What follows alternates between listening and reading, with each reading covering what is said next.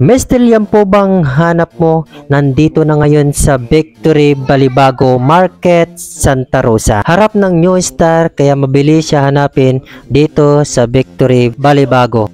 Another day, another food trip naman ang ating pinuntahan mga kalipay. Nandito lamang yan sa Mr. Liampo. Tara, samahan nyo ako, magpo-food trip tayo. Sa nakikita nyong Liampo, napakalaki at crispy yung kanyang balat at lalo na yung manok, napaka-juicy. Sa halagang 320 isang buong manok lamang yan at ang Liampo ay 269 pesos.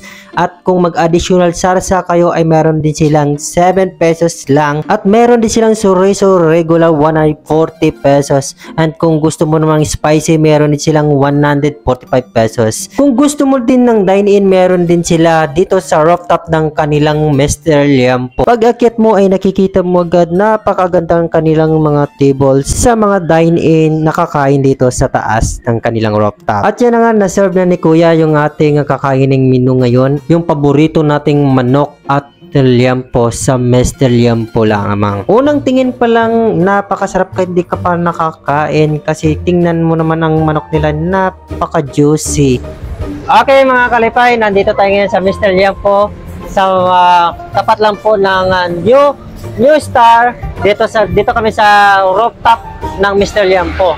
Kung sa mga gusto mag-dine in, punta na po kayo dito. Dito kayo sa taas. Napakaganda at grabe yung hangin. Maraming grabe. So ngayon nandito tayo ngayon, magpo-food trip naman tayo. Samahan nyo ako. Kung nakikita nyo mga kalipay, ano? So ito yung manok. Ayan, Liampo nila. Yan. At syempre, hindi mo wala yung panulak natin. Tipsy. Yan baka naman.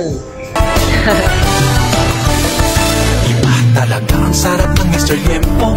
Paborito ng lahat at binabalik-balikan. Mr. Liampo ang pang-araw-araw na ulam. Buong Luzon at Kabisayaan. Sariwang manok at baboy ang ginagamit. Malinamnam sa preso, napakasulit. Itsong manok at liempong baboy ng Mr. Liampo. Mr. Liampo, busog sa sarap, hanap-hanapin mo. Mr. Liampo, Luzon